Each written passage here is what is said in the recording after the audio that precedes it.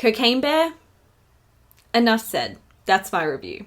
Just kidding. Cocaine Bear is a horror comedy which follows the events that unfold after a 500-pound black bear consumes a significant amount of cocaine and goes on a drug-fueled, bloody rampage in a Georgia forest. So first off, the film claims that it's based on true events, but you may feel comforted to know that the extent of the true events the film is based on is far less bloody and chaotic than what's portrayed on screen. In fact, the only victim claimed by the incident was actually the black bear itself, also known as Pablo Escobar or Cokie the Bear, which died of a cocaine overdose and was less than half the size of the one depicted in the film, weighing in at 175 pounds. In 1985, convicted drug smuggler Andrew Thornton was found dead after a parachuting accident with a large quantity of cocaine strapped to his body. Before his exit, a large quantity of the drug was also accidentally dropped over the Tennessee wilderness. The discovery of Pablo Escobar's body came a couple of months later, with the medical examiner determining an overdose as the cause. He stated that the bear had absorbed 3 or 4 grams of cocaine into its bloodstream,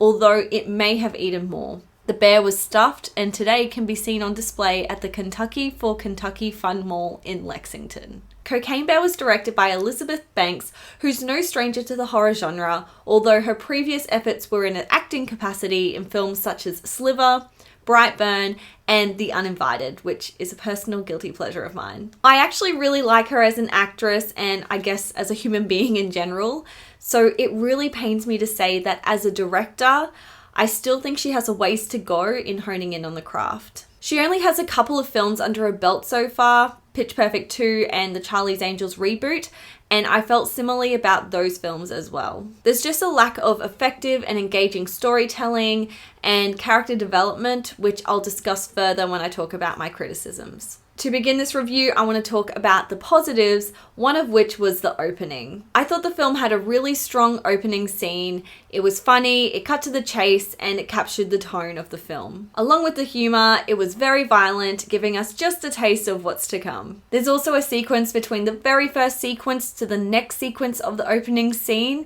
where text is displayed on screen quoting facts about black bears, referencing Wikipedia as the source, which I thought was a hilarious touch. The biggest highlight of the film for sure is the violence and gore. It really didn't hold back and it was so much fun to watch. It was brutal and intense, especially the practical effects, with some parts being so effective that it made me squirm in my seat. I'd say it's about a 50-50 ratio between the practical effects and CGI, and for the most part, the CGI was decent enough. There were a few sketchy moments, but it wasn't too bad at all. On the topic of CGI, our drug-fueled, cocaine-addicted main character is completely computer-generated. No bears were harmed in the making of this film, and I actually thought it was pretty good. You can obviously tell it's CGI, but it wasn't too distracting. I'm a pretty harsh critic when it comes to CGI in films.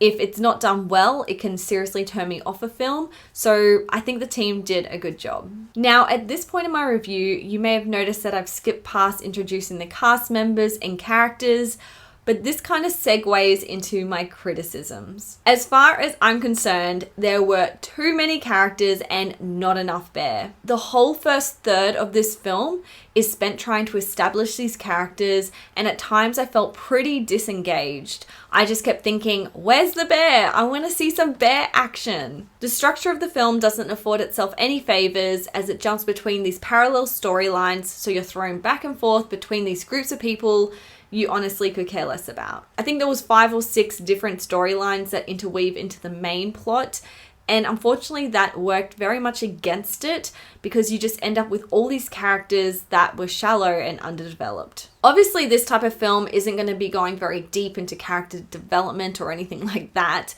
but if that's the case, why spend so much time trying to establish them? There were some scenes in this film that I just did not care for and I felt lingered on for too long. Pretty much every scene with O'Shea Jackson Jr. and Alden Ehrenreich bored me and I just tuned out. It's not their fault though, their performances were fine, it was just the writing. Also, as mentioned previously, Cocaine Bear is a horror comedy, And for the most part, the film was pretty funny, but there were some parts that just didn't land with the humor. There was definitely parts that did, but it was pretty hit and miss in my opinion. Overall, Cocaine Bear is a silly and gory creature feature which is definitely not for the squeamish. When the violence and gore gets going, it really gets going and it's a lot of fun. Although I think they bit off more than they could chew with the amount of characters and parallel storylines going on, for the most part, I still had a good time. I gave Cocaine Bear a 6 out of 10. I hope you like my review. If you've seen Cocaine Bear, let me know what you thought about the film in the comments below. Also, I got my hair done last week. If you couldn't tell, if you're kind of watching this video and thinking why I look different, I'm kind of on a bit of a hair journey trying to go blonde. So we'll see how long that lasts before I go back black. We'll see. Anyway, I'll see you guys next time. Thanks for watching.